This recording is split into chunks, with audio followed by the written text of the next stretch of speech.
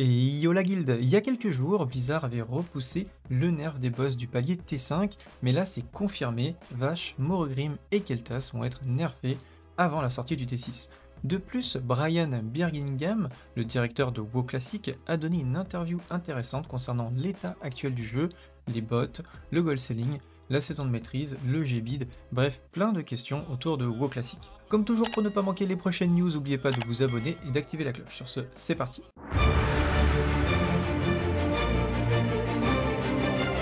Et on commence tout de suite avec les nerfs, je pense que ça va intéresser pas mal d'entre vous, mais avant que vous vous excitez, évidemment, ça sera pour le 14 décembre.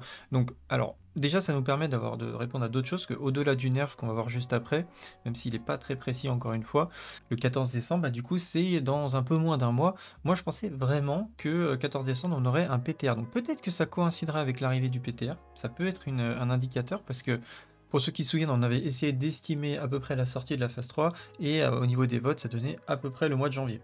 Donc du coup, c'est pas déconnant, je pense, de se dire, bon bah le 14, il y a le nerf qui tombe, le PTR arrive, ça va permettre aux gens d'aller tester le PTR pour ceux qui ont déjà clean. Pour ceux qui n'ont pas encore clean, ils vont avoir la possibilité de valider leurs accès pour la phase 3.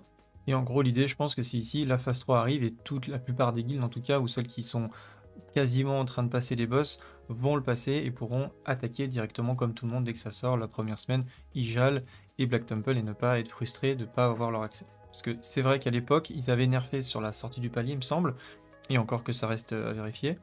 Mais là, je pense que l'objectif, c'est juste qu'un maximum de monde puisse profiter de la première semaine de la sortie de la phase 3.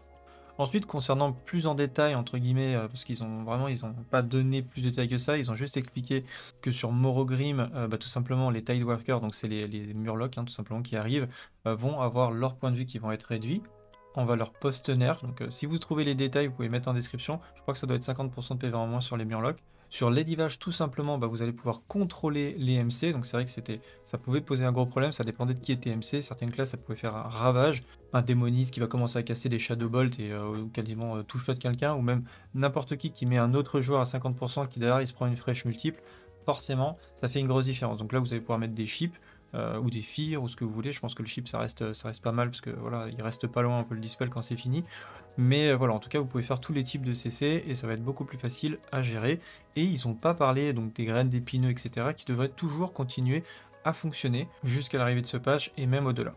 Vous aurez Kel'Thas également qui va passer en configuration post-nerf. On a ici une piste sur Reddit, alors j'ai pas réussi à trouver la configuration post-nerf exacte.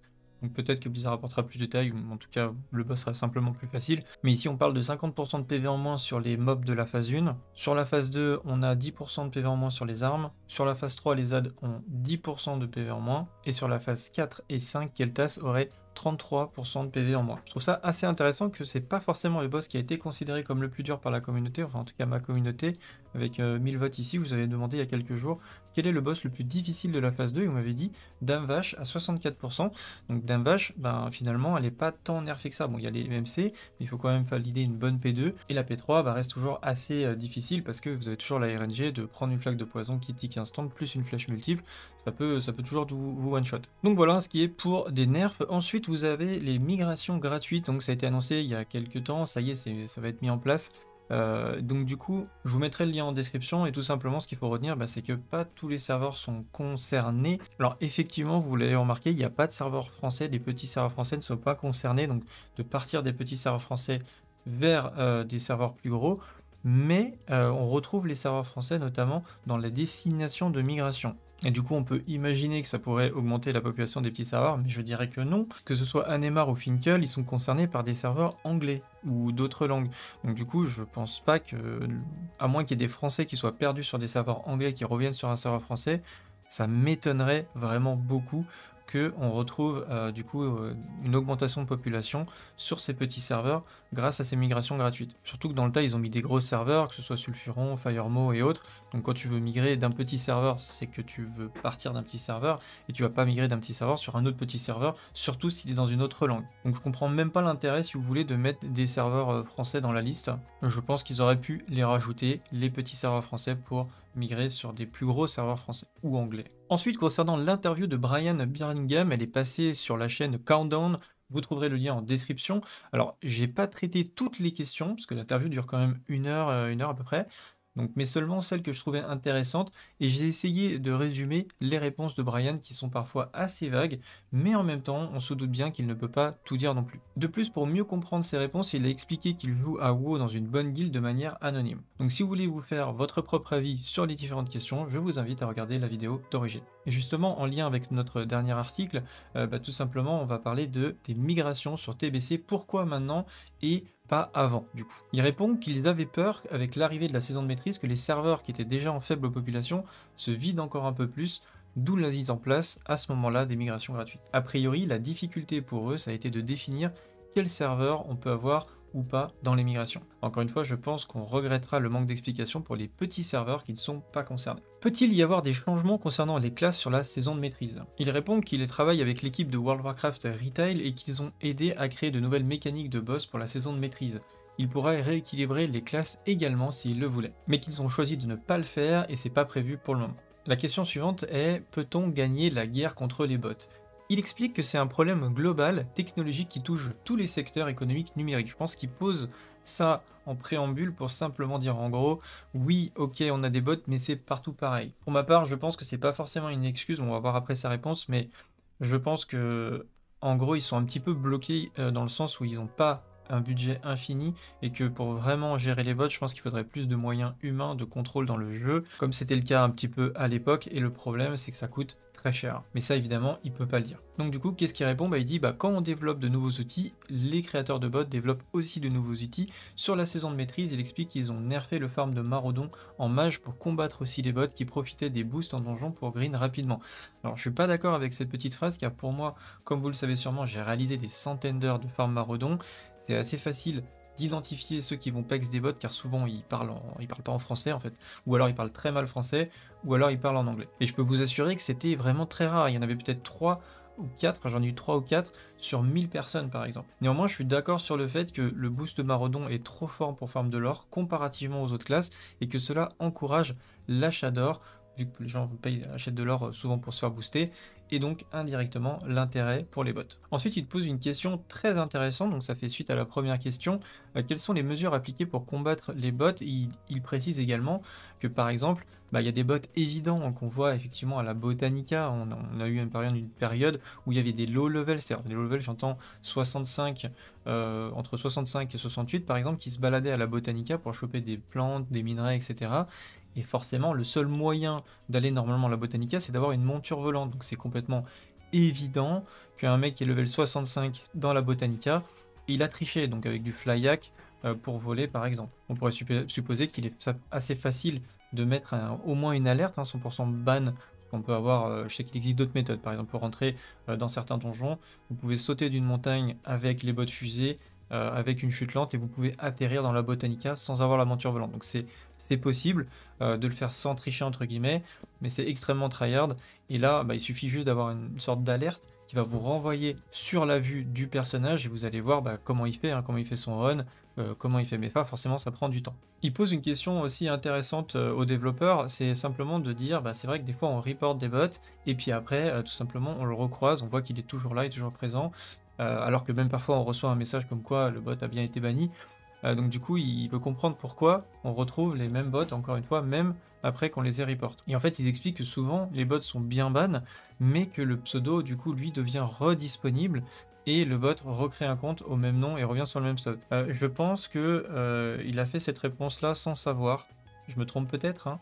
Peut-être que... ou alors peut-être qu'il pense, mais je crois. Je me trompe peut-être, mais je crois que quand un compte est banni, les personnages restent virtuellement toujours présents. C'est-à-dire qu'il y a toujours, entre guillemets, même si c'est peu probable, ça peut arriver, déjà il y a des bans définitifs, mais même sur un ban définitif, je pense que le personnage peut toujours revenir et être débanni, en fait, si Blizzard le souhaite vraiment.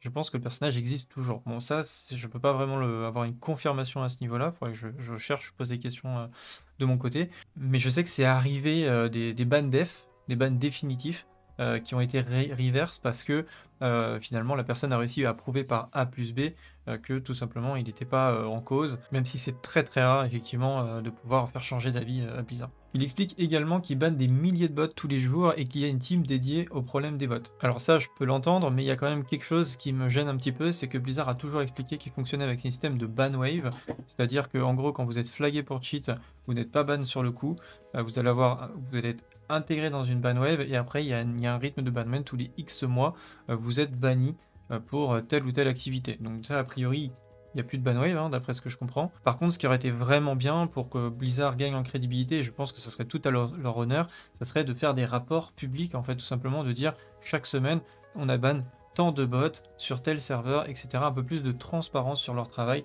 ça permettrait d'avoir plus de confiance et puis rassurer les joueurs qu'il y a bien quelque chose qui est fait. Du coup, il lui pose la question, en tant que joueur, comprenez-vous la frustration des joueurs sur le botting? Il dit qu'il est frustré lui-même et qu'il comprend la frustration des joueurs qui voient des bots sous leur nez sans savoir qu'il y a forcément une équipe qui banne des milliers de bots tous les jours et à quel point le problème serait pire sans eux. Et il donne un exemple où il farmait des items à AQ et il avait plein de bots en fait sur son spot de farm. Et du coup il demande alors pourquoi t'as pas utilisé tes droits admin, hein, tu savais que c'était des bots et pourquoi tu les as pas ban? Et en fait il explique simplement qu'il a utilisé l'outil pour faire des reports, mais qu'après avoir report un certain nombre de bots, il s'est aperçu que certains n'étaient en fait pas des bots. Et donc même lui entre guillemets qui est développeur et qui a de l'expérience, il n'est pas toujours évident d'être sûr à 100% que c'est un bot, mais plutôt un nouveau joueur par exemple. Personnellement je suis pas vraiment d'accord avec cette réponse parce que pour moi il doit y avoir deux outils, c'est-à-dire d'abord un report semi-automatique, c'est-à-dire les joueurs qui passent à proximité qui signalent que c'est un bot, et derrière une intervention humaine qui va confirmer que c'est un bot. Et ça rejoint ce qu'on a dit au début, forcément je pense qu'ils n'ont pas le budget, et on va voir d'autres choses aussi très intéressantes par rapport à ce qui a été dit et par rapport à Burning Crusade Classic, mais aussi la saison de maîtrise, c'est qu'ils peuvent tout simplement pas avoir plus de monde qui travaille sur le projet, que ce soit juste des personnes pour derrière faire vérification, parce qu'il faudrait trouver des experts sur les bots, et les payer tout simplement pour qu'ils bannissent, ils fassent le nettoyage des serveurs. Mais en faisant ça, tout simplement ils décrédibilisent cette possibilité-là, qui est souvent évoquée par les joueurs je pense, et qu'il est souvent reproché à Blizzard également. Ensuite il pose la question de l'achat d'or sur WoW Classic. Alors ils expliquent qu'ils sont souvent concentrés sur les vendeurs, donc les sites entre guillemets, qui vendent via les bots qui farment dans un premier temps, alors que les sanctions jusque-là sur les acheteurs étaient plutôt faibles. Ils envisagent d'augmenter les sanctions contre les acheteurs de gold. Donc là je crois que c'est 3 jours de ban et ça pourrait passer à 1 semaine, 2 semaines, 3 semaines, etc. Là c'est une question qui va intéresser pas mal de monde à ce niveau-là, parce que je pense que Blizzard n'a jamais vraiment statué, on va dire de manière officielle, sur les raids GDKP, ni prononcé même le mot GDKP. Là en tout cas, vous avez le développeur qui se positionne par rapport à ça. Donc je trouve ça assez intéressant. Et du coup la question était simple, c'est que pensez-vous des raids GDKP et l'achat de services en or dans le jeu, c'est-à-dire de payer quelqu'un, une sorte de mercenaire avec de l'or, pour qu'il vous fournisse un service dans le jeu.